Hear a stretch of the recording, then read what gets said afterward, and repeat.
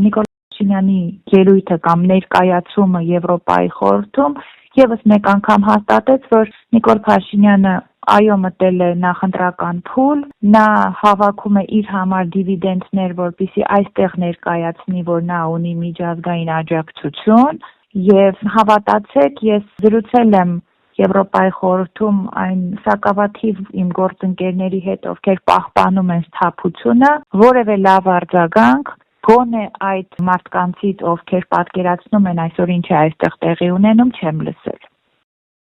ԵԽԽՎ-ում Հայաստանի պատվիրակությունը 11 տարի առաջ էր հայտնվել սկանդալի կենտրոնում, բայց այդ ժամանակ պատճառը ընդդիմադիր Զարուհի Փոստանջյանի հարցն էր նախագահ Սերժ Սարգսյանին։